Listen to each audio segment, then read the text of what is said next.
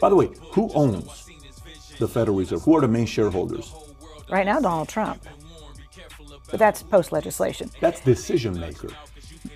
That's decision. I'm talking about. Okay. Goldman Sachs. I'm talking. There is an answer to this question. There is truly an answer to this question, and boy, I'll be waiting for the hate mail. When I worked at the Dallas Federal Reserve, my email address ended in .org.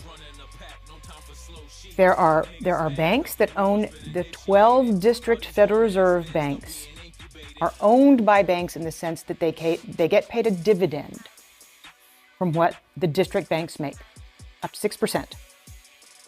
And then whatever money the bank has, if it's a district bank, whether it be San Francisco or Dallas or Atlanta, then they have to pay the operating costs to operate an individual district bank.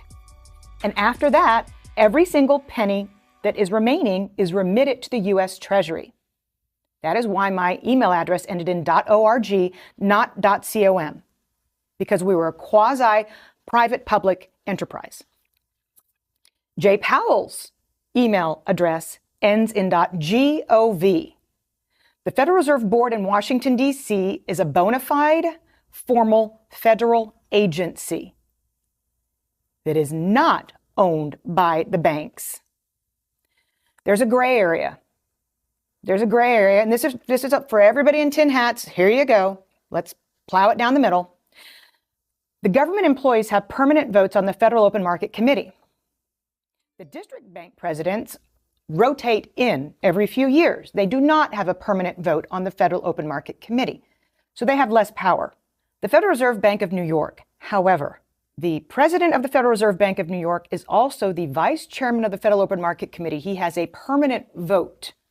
The only one of the districts who has a permanent vote on the Federal Open Market Committee and has the quasi-public-private ownership, which brings in the banks that sit on the board that you're getting to.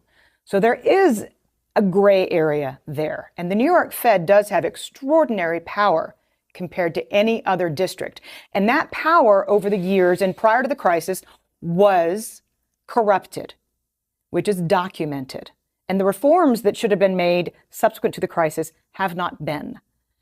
And if you want to get angry about something, get angry about that. But understand that the bulk of the power seat is a government agency, or the Treasury would not have been able to step in like it has.